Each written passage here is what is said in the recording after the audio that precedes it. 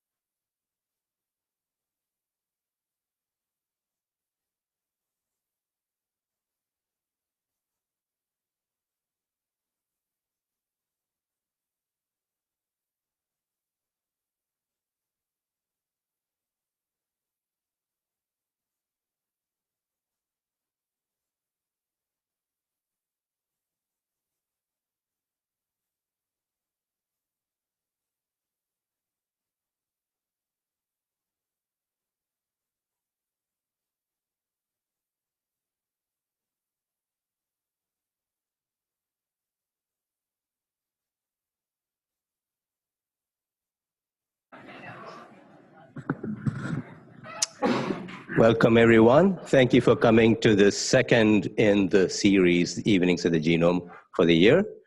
My name is Raghu. I'm a research professor here in Genome Sciences, and it is my absolute pleasure to introduce our speaker for today, Professor Trisha Davis from Biochemistry. She's the chair of the Department of Biochemistry.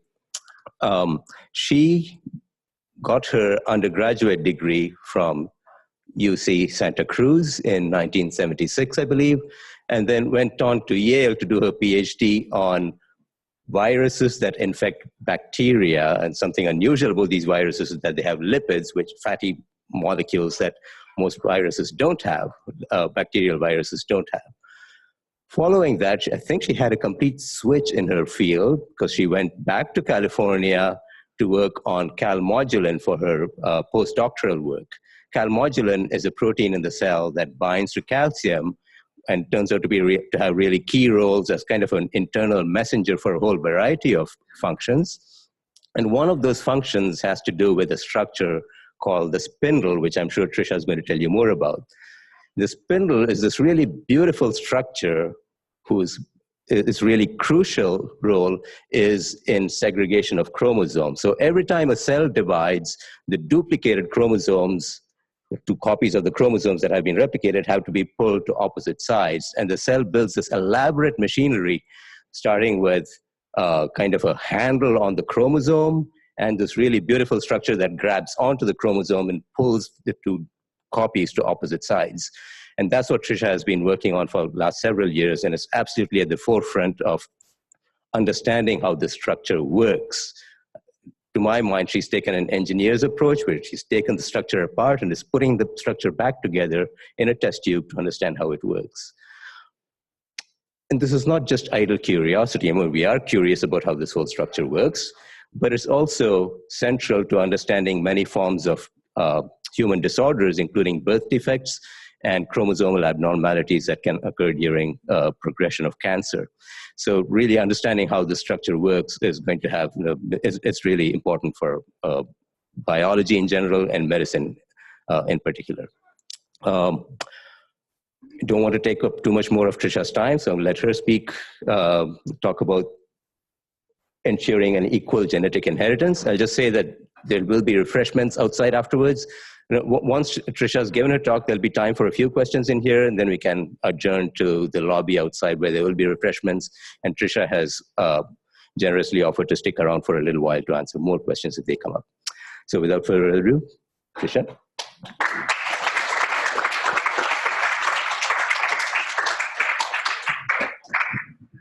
Thank you, Raghu, for that great introduction and actually a synopsis of my entire seminar.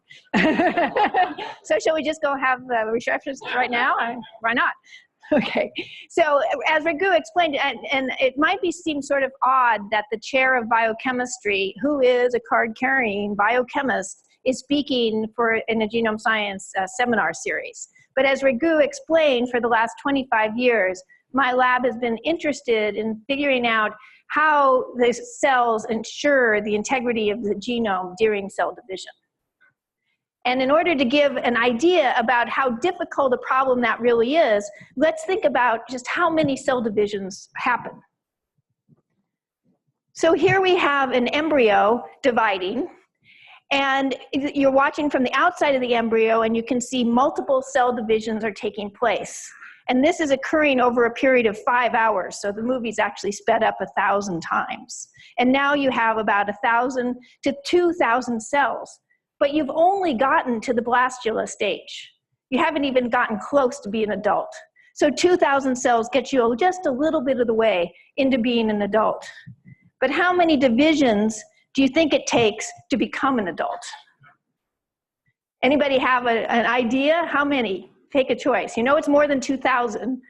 What do you think it is? 1 trillion. Very close. Multiply that times 100 and you got the right numbers. 100 trillion cell divisions to go from a single egg to an adult, a human adult. And if you don't have a feel for how big 100 trillion is, I suppose you might have remembered when Apple reached being worth $1 trillion, and that was the biggest corporation around. This is 100 Apple corporations, right? It's a lot. It's a big number. So you can see how in those cell divisions, it's really important that the genome integrity be maintained. It's really important that at every division, each daughter cell gets a full genome and not just part of a genome. Okay, so here we're looking at the outside of an embryo. Let's go in and look at the inside of an embryo. So now we're only looking at the nucleus. You can't really see the cells, although the cells are here. And this is actually a sand dollar embryo. And we study embryos like the sand dollar embryo and the zebrafish embryo and sea urchin embryos because they're very easy to study. And also it would be very difficult and probably not ethical to do this in human embryos. However, so here we're looking just at the nucleus, and the blue dots are the chromosomes. So let's watch what happens to the chromosomes as the cell division occurs. They collapse into a line, and they separate into 2 equal sets. And to see again, they collapse into a line, and they segregate into 2 equal sets. So this process is called mitosis. And it was first named about 150 years ago. And the word mito is a Greek word for thread. So why did the scientists, peering through their very primitive microscopes 150 years ago, think to name this after the Greek word for thread? The reason is because at some stages of the cell cycle, the chromosomes look like threads, and they actually are threads. Chromosomes are long threads of DNA, and they're wrapped around protein balls. So here's a DNA helix. I'm sure many of you have seen a picture like this. And a chromosome is one giant long DNA helix. However, it's not just naked DNA. The DNA helix is wrapped around these protein balls, and then even wrapped further so that in mitosis, it's very tightly packed into what we like to draw as just a long rod because it's so tightly packed. And actually, if you look in cells under certain conditions, the chromosomes sort of look like this. So to make this more clear, we're going to do a demonstration. My helpers So imagine that this scarf is a strand of DNA. This is not yet a chromosome because it's just a strand of DNA. So what happens is that to make a chromosome is the strand of DNA is wrapped around protein balls as such, and then condenses even more tightly. Now, one of the protein balls is very special. So this is a white ball. We'll come back to how special this is, but it's wrapped around a very special sequence of DNA in a very special place in the chromosome, and then we go back to the regular tennis balls. So at the end of this whole wrapping process, you have a tightly wrapped chromosome ready for mitosis. Thank you very much.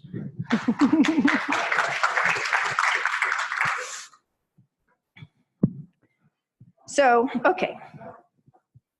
So chromosomes are also blueprints. And just as this blueprint are the instructions how to build every part of a house, the chromosomes are the blueprints for how to make every protein in a cell. They're the blueprints how to make a cell. So as people know how many chromosomes humans have? 46. So humans have 46 chromosomes. That's the human genome.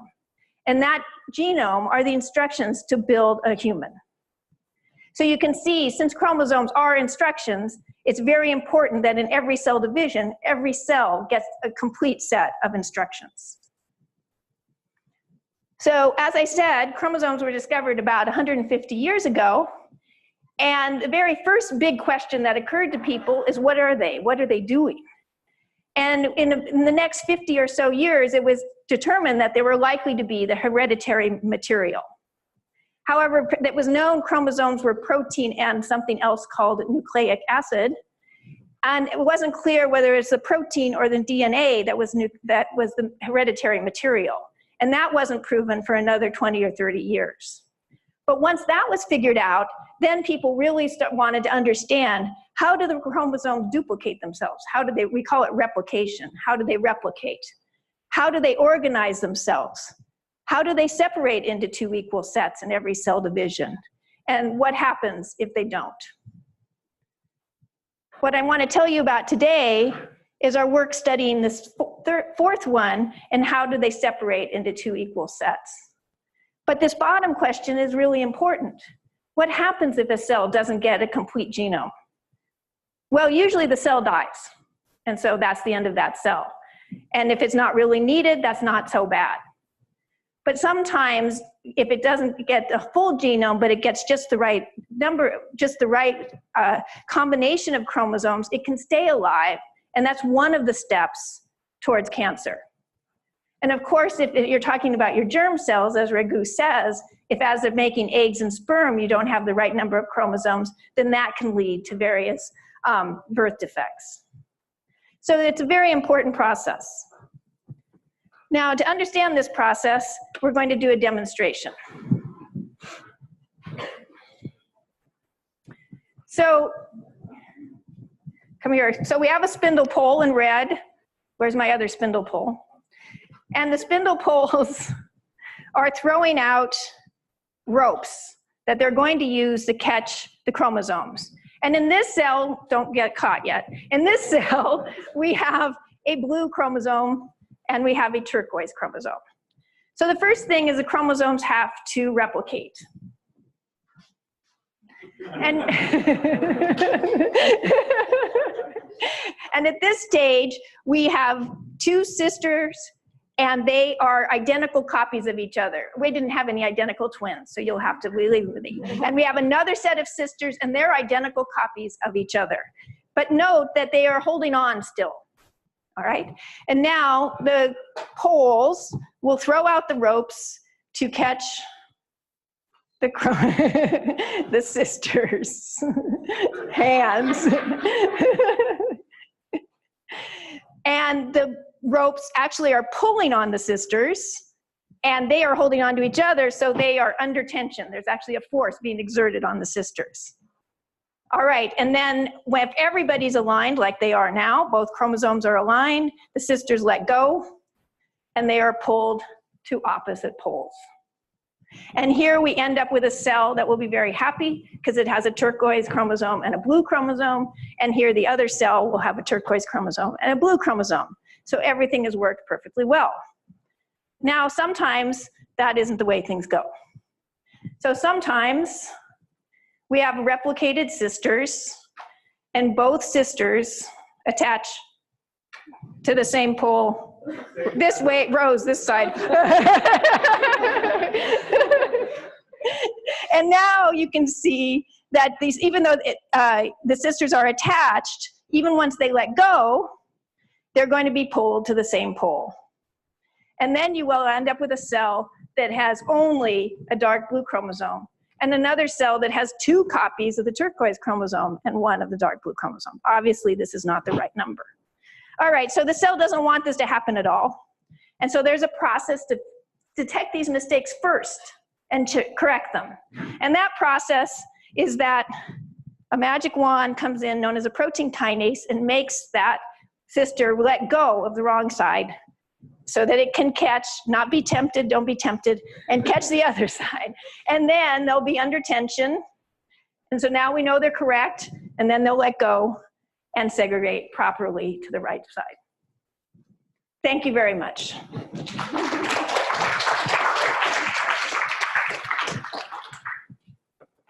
Okay, so, so just to go through this quickly, we have a chromosome, and it has a very special structure on it, and it will replicate, and these 2 replicas are exact copies of each other, and they're called sister chromatids in the case of the chromosome.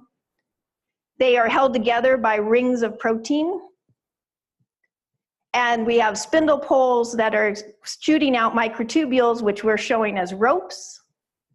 And notice the ends of the ropes are frayed, and that's important because the microtubules are actually unraveling during this process and also retwining up again. The very special structure on the chromosome is called centromeres, and the centromeres are the special location where the kinetochores form. So kinetochores we're showing as hands. But what kinetochores actually are a collection of about 40 proteins organized together. And this is what we're interested in studying, and I'll get to the why in a minute. So the hands then reach out and capture the microtubules. And as I said, the microtubules are pulling on the hands, and the hands are pulling on the chromosomes. But the chromosomes are held together, so they can't come apart yet. So the middle of the chromosome here, this specialized region called the centromere, those sister centromeres are actually being pulled apart. And this is called under tension. Okay, and this tension is important because it's the signal that this is a correct attachment.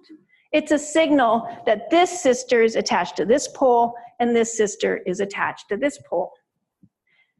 Now, like I said, that isn't the way it always happens. You might think chromosome segregation is so important. Making sure there's complete inheritance of the genome and exactly right every single cell division, that is so important. It is really important. So you might think it's just done right from the very beginning. But as we showed you, when cells set up and attach the microtubules to the chromosomes, in almost every cell division, mistakes are made first. It's just not done right from the beginning. So there has to be a way to correct the mistakes. And the signal for an incorrect attachment is low tension, because here we have both sisters connected to the same pole, like we showed you in the demonstration. There's no tension between them. So that's seen as incorrect, that's unstable, and it's made to detach. Sometimes the unattached hand here goes back and just reattaches incorrectly again. But then it will be detached again. And then eventually it will attach correctly. And when it is attached correctly, it's under tension, and that's a signal to stabilize this attachment. That's a good attachment. And once all the chromosomes are attached correctly, then they separate. So the process of mitosis with this error correction mechanism is a really good analogy for life and for living, because nobody leads a perfect life. We go through life, we make mistakes. We need an error correction mechanism to correct those mistakes and try again. And even if we reattach to the wrong side again, we get another chance, and eventually we can get it right. Okay, so in this process, I would like to put forward the idea that basically the kinetochores are doing all the work. Because look, they're holding on to the microtubule. I mean, sure, the spindle poles are throwing out these microtubules. That's important, and actually we studied this, and it's really interesting. But for today's talk, we're looking at the kinetochore. The kinetochore holds on to the microtubule. It holds on to the DNA. This microtubule is actually fraying, and so it's acting as a bridge between these two, and has to do it while the chromosome is trying to pull it off the end of the microtubule. So the kinetochore stays attached to this fraying microtubule while the chromosome is trying to pull it off, which is just like this poor cat trying to stay attached to this fraying rope while gravity is trying to pull it down.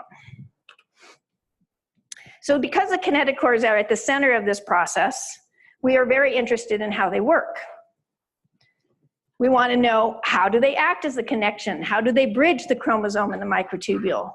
How do they do this while staying attached to a fraying microtubule and while under tension? So we're biochemists. So we take a biochemical approach to this problem.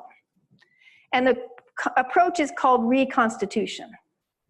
And reconstitution is a gold standard for a biochemist. And what that means is you take a process, or you take a molecular machine, you take the whole thing apart, willy-nilly, and then you try to put it back together again and make it do what it's supposed to do. And if you can do that, that means you understand every single part of that process. And so that's what we're trying to do in the kinetochore. So we go through and we try to answer each of these questions. What does it do? What does it look like? What are the parts? We make all the parts individually. Then we try to see what each part does. How do the parts assemble? And how do the parts work together? This is a fundamental idea in biochemistry. And even though I'm speaking to genome science, I want you to understand this very important biochemical concept. So I'm going to give you an example. Reconstitution of a truck with its driver. So we have a truck, and we have a parts list, and we have a general image, the image of the truck on the box. So we sort of know what it looks like. And then we have all the isolated parts. We have a pile of chassis, a pile of wheels, frames, truck beds, and the driver. So as biochemists, we have all these parts separated out. Now we want to look to see what the parts do. So, okay, what do wheels do? Well, wheels roll. But this is just one wheel by itself. And so it's rolling, but it could fall over. It's not very stable. And we know that in a truck, the wheels are stable. And so we want to figure out, how do we make this wheel more stable? Well, we think, well, we've got to add another part of the truck. So what part of the truck do we add? Well, we look around and we see, well, these frames, they seem to have perfect places for wheels to fit into, and you can fit 4 wheels in, and that really stabilizes their behavior. Now you have 4 wheels all working together. So we've assembled the wheels onto the frame. And you keep on with that logic until you assemble the whole truck. And now you're ready to test it. Okay, so with the kinetochore, we do exactly the same thing. It's just on a very small scale. So I'm going to go through each of these questions individually. What do kinetochores look like? Well, the problem with looking at things that are inside cells is they're really small. So they're really hard to see. And so notice this is 100 nanometers. And if you don't have a feel for how big 100 nanometers is, that's 1/1000th the size of the sheet of paper, the thinness of a sheet of paper. So that's really small. So that means we can't really see them unless we do something like electron microscopy. And even then, we can't really see. I mean, this is not as clear as a truck, but we can see a microtubule, and the purple is the kinetochore. And we're sort of get a feeling that it's spread out around the microtubule. There might be a ring here, there might be some rods. But this is as far as we got in understanding what it looks like. Next is, what are the parts? So the parts are a small piece of the chromosome, that very special piece of the chromosome that wrapped around the white ball. And then there's 5 protein complexes and a microtubule. Now, discovering the parts of something that's very small and inside the cell is really hard. And this was the work of very many labs. And what happens, how you do this, how you build up a structure like this, is somebody somewhere has got to find one protein. They have to find one piece of this kinetochore, one part of the hand. So if somebody could find a thumb, then you can start looking for all the rest. So once you have one, then that one allows you to find another one, which allows you to find 2 or 3 more, and you bootstrap your way up into finding all the parts. This took about 15 years from the time that the very first one was discovered until we knew all of these pieces. We knew about microtubules for decades, but it took a lot longer to get the rest of the pieces.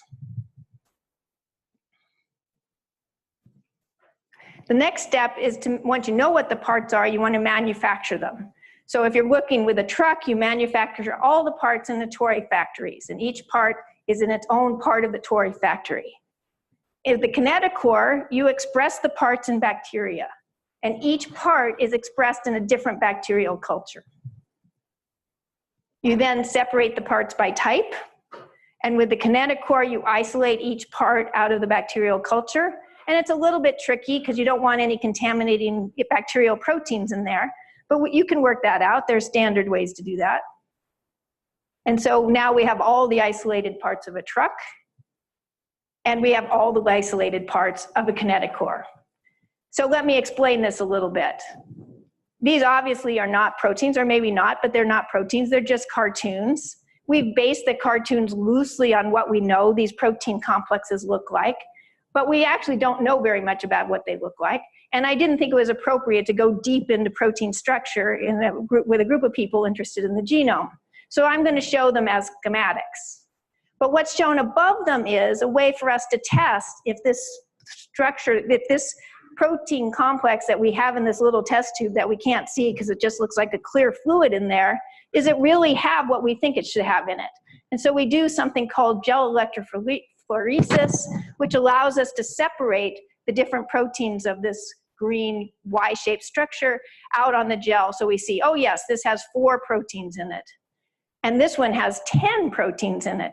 And that one was really hard to figure out how to express in bacteria. And then this one over here was the hardest of all for some reason. Nobody in the world could express it until Joanna Dimitrova figured out how to do it. And she quickly became one of our valuable collaborators. Okay, so we have all the parts.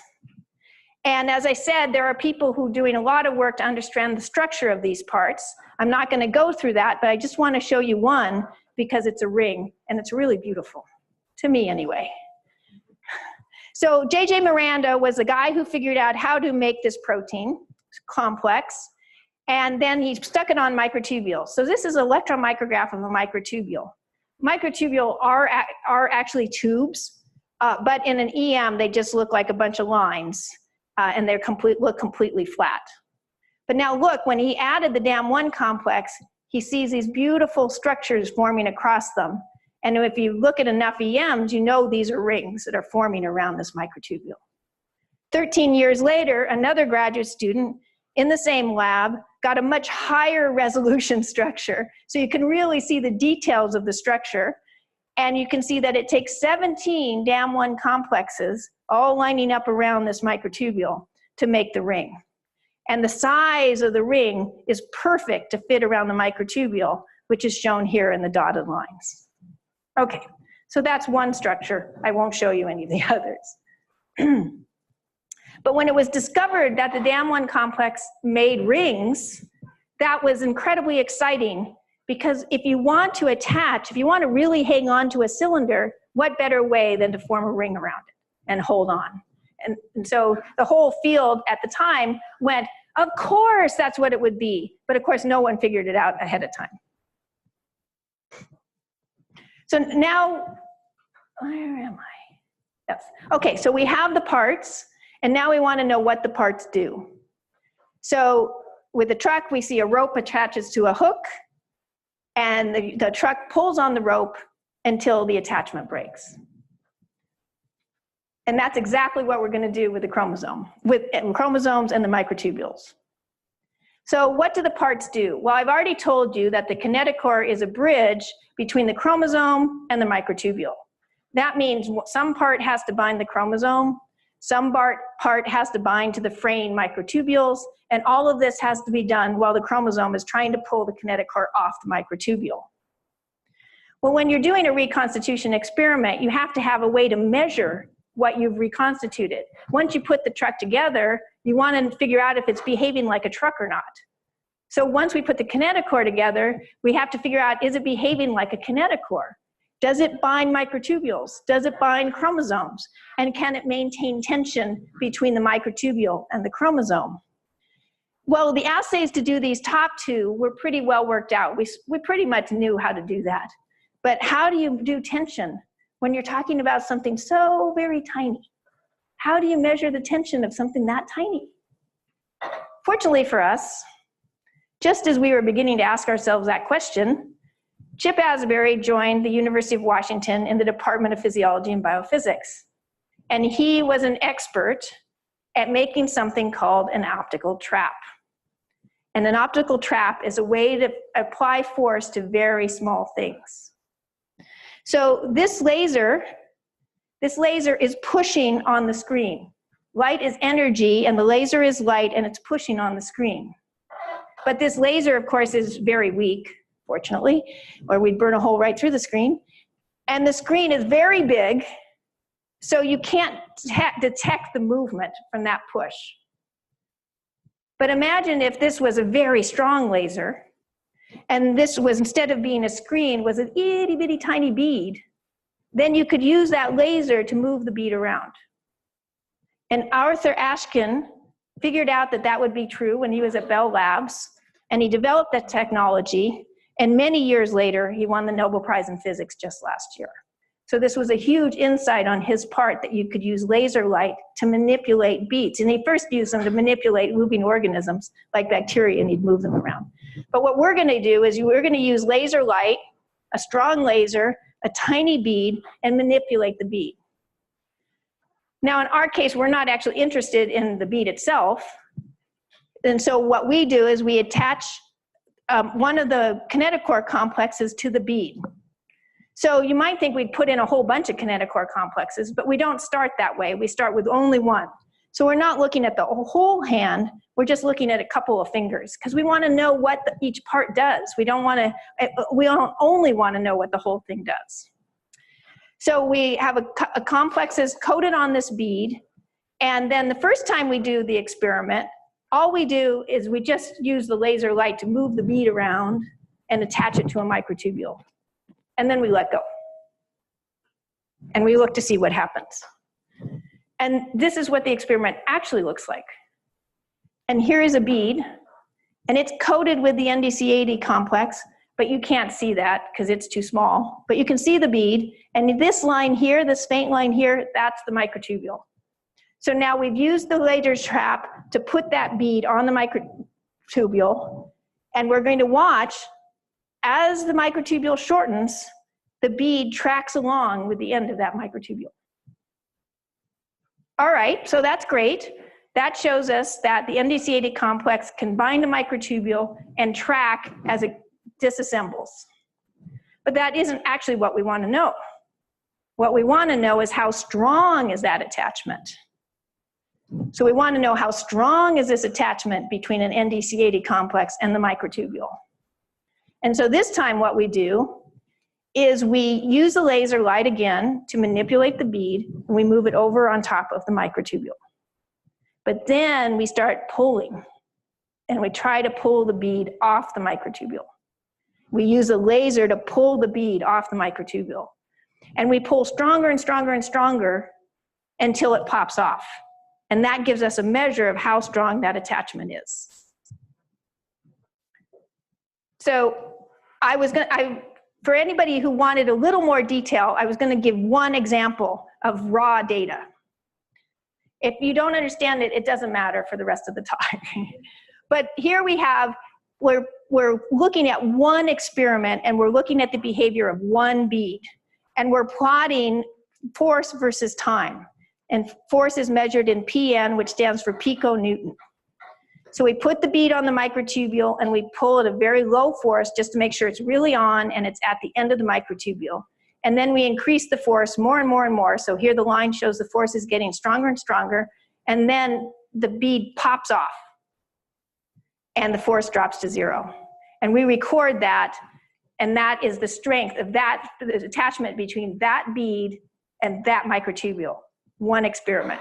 And then we do that 100 times, or rather they do that 100 times. And so and this just shows you that the microtubule is getting longer. So when you do that 100 times, then you need a way to look at the data. So we use something that are called survival probability plots. And these are plots that are very commonly used, like if you're doing a drug trial. And so what we're plotting here is force on the x-axis and the likelihood of survival on the y-axis. So what do I mean by survival I'm talking about a bead. But what I mean is that a bead that stays attached to the microtubule is surviving. So at very low forces, see, this is like 0, 100% of the beads are attached. And at very high forces, none of the beads are still attached. So at 20 piconewtons, every single bead has fallen off. But what we care about is what is the force that 50% of the beads will still be able to survive? And that, in this case, is 3.9 piconewtons. Okay, so how strong is a piconewton? Well, it's not very strong. It is the force of this laser pointer on this screen. That's a piconewton. It's also the weight of a red blood cell. It's very tiny, but remember, we're talking about very tiny things. And 3.9 piconewtons is the strength that you need for a chromosome to hang on to a microtubule, of best we can tell from measurements taken in cells.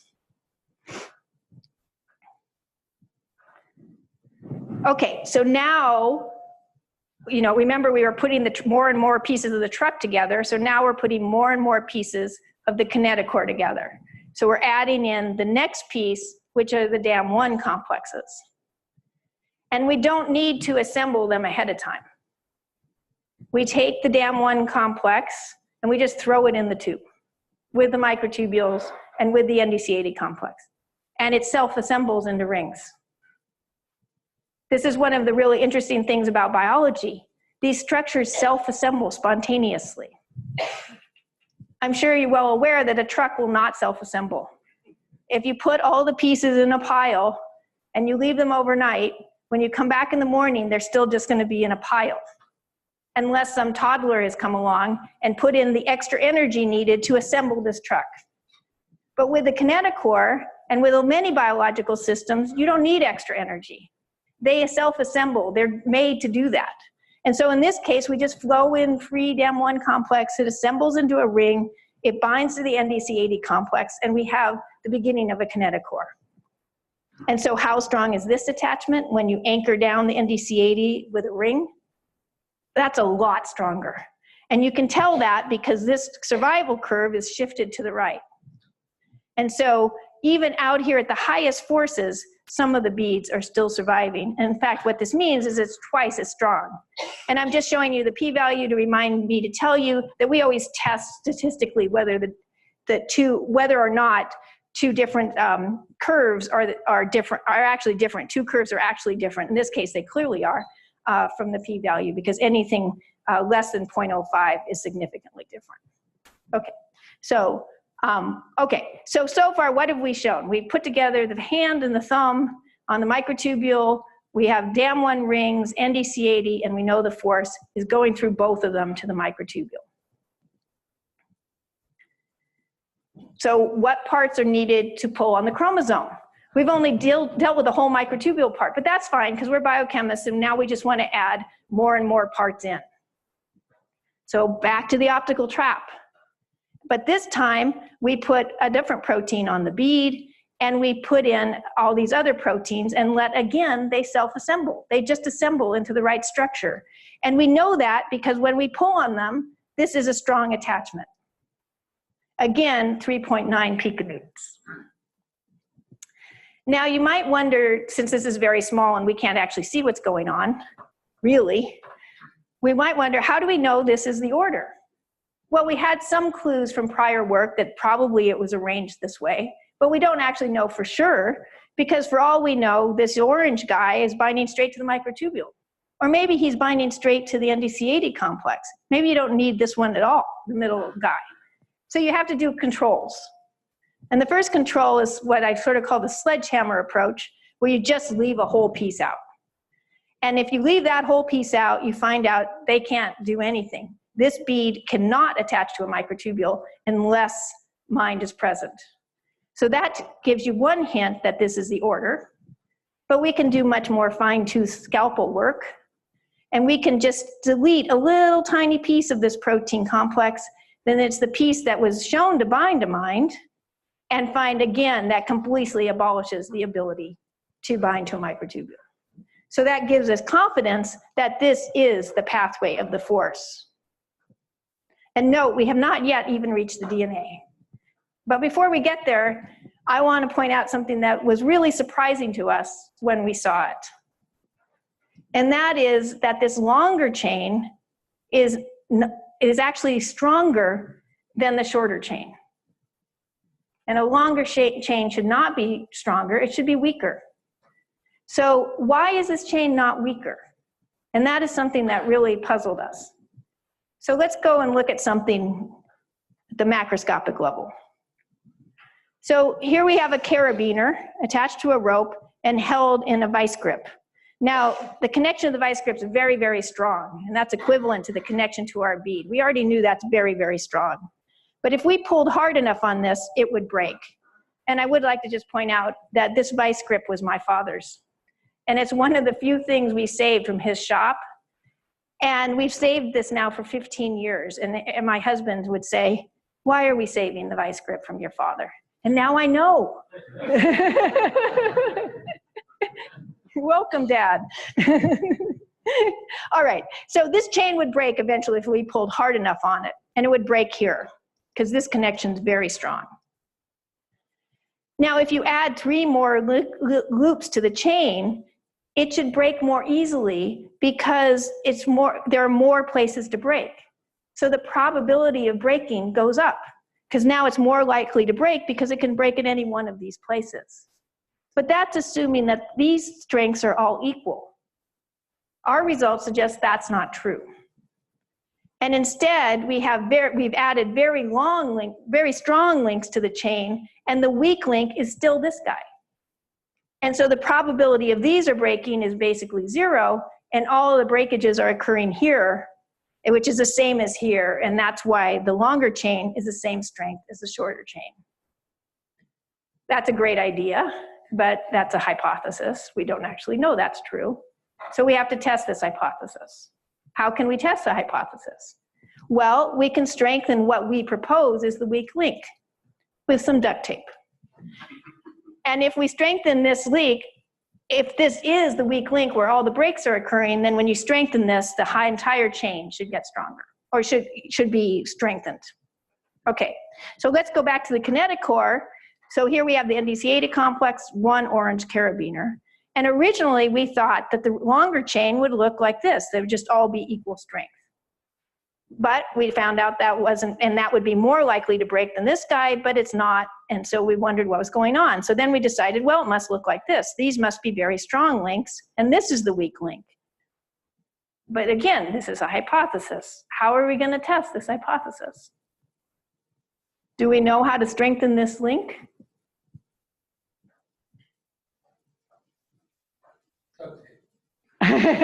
Yes, exactly, duct tape. But what is the duct tape for the microtubule binding protein? It's the DAM1 complex. It's the ring. The ring strengthens this and almost doubles its strength. So now we add DAM1 complex to here, and once again, we double the strength. So that means our hypothesis was correct, that the weak link is between the NDC80 complex and the microtubule, and these are much stronger links. And that, in a way, now that we know more about what these links look like, that makes sense, because these are very greasy patches binding to other greasy patches. And then you're inside a cell, which is basically water.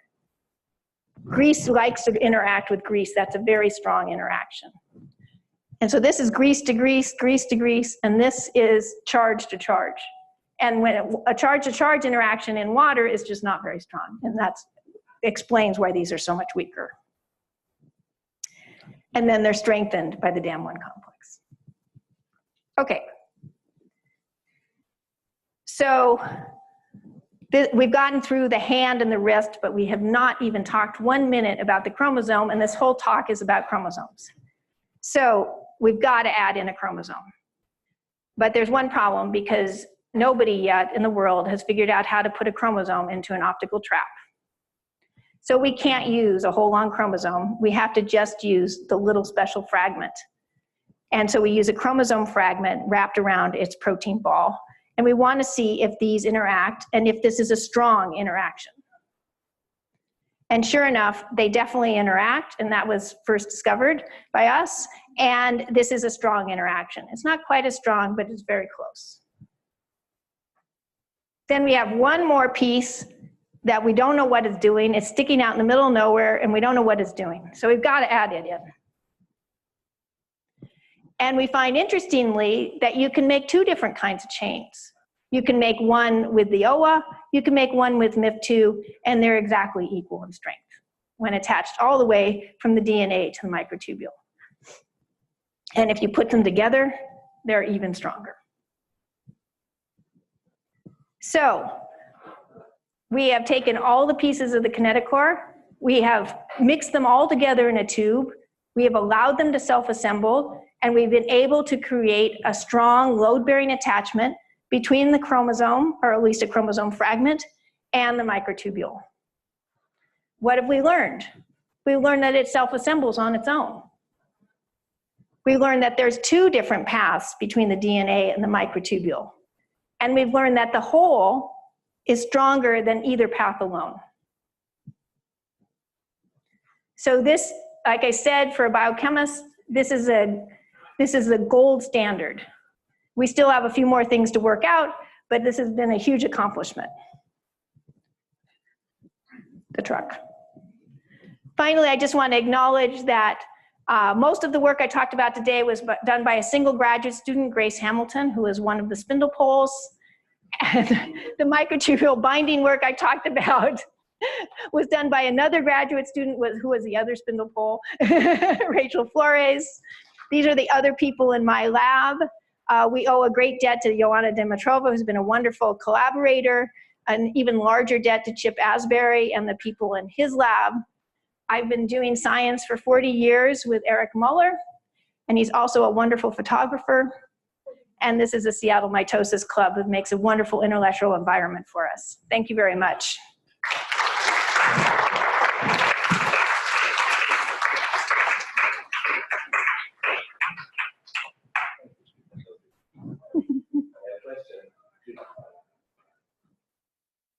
Yes? Is there ever a situation where the tension breaks the chromatin itself up? Oh, so the chromatin is held together with covalent bonds, and so that would have to be a much bigger pulling force than what we're pulling. It can't pull apart a protein. It can just pull interactions that are, say, like I said, held about like greasy patches, or held by, more likely by charged interactions. Any other questions? Yes? You mentioned self-assembly, and I had the impression from the way you spoke about it that it's, well, it's just a given, it happens, and that's the way it is. Is there any research done into how it can be that things self-assemble? Yeah, there's a tremendous amount of research done into how self-assembly works and what are the specifics of the interactions that allow that to occur. And why, for example, does this protein interact with this protein and not with 10,000 other proteins? Because that requires, it has to be a lot of specific information. Because in a cell, we always think of cells as just being bags of proteins. And they are bags of proteins, but they're very compact. It's not like a soup. It's not like a very thick goulash. And so the proteins are very compact in the cell. And so you might imagine they would just all bind to everything in there and be a big fat mess. And once in a while, we do make cells full of a big fat mess, but that's not on purpose. That's an accident. But in a normal healthy cells, proteins are very good. There's a great deal of specificity. A single protein only identifies its other partner. It doesn't bind to the 10,000 other proteins there. So that's a very interesting problem that many people are working on. Yes? I understand, just reading a little bit about the protein, it's sort of like origami, right? They're folded in certain shapes, and so would that explain why the one binds the mer or what bindings that you have? Yeah, so yes, the shape of the protein does determine its function, and that's very important in giving it the specificity it needs to identify who its partner is and why it doesn't bind to something else. So proteins, when they're first made in a cell, they're just long strings of amino acids. But this is another example of a spontaneous self-assembly process. That protein folds into a very specific shape. And that shape determines what it does, who it can interact with, what it does when it interacts. Yes? So, as we talk about the scientific background, we talk about it really well during this project that didn't work out the way they thought it would, or the way you hoped? 99 days out of 100 experiments don't work. To be a scientist, you have to have grit. You have to stand up to failure every day and say, I'm going to do this anyway. I'm going to try it again. So yes, lots of things don't work out. But I will have to say, this project has gone way better than many projects. And part of it is because we had a lot of great information going in. So we sort of had a path. And often the path you see when you start an experiment, like you say, is just completely wrong. You get partway through and you don't do it. But this time the path turned out to be mostly right. There still were a lot of surprises, which were fun, but they weren't overwhelming, which is nice. Yes? When you're growing these components in bacteria, do they interrupt the bacterial cell division? Sometimes they do. Often they don't. Because often you're not making enough so that as far as the bacteria is concerned, that it would bother what the bacteria is doing. But there was one protein I worked on, the calmodulin, that the minute you started put it into bacteria, the bacteria just stopped in their tracks. And after about 2 hours, almost the only thing left in that bacteria was this protein. That was a great protein to work on. These proteins, they don't do that. So then we have to go through a whole process to get rid of all the bacterial proteins and just end up with what we want to study. Yes?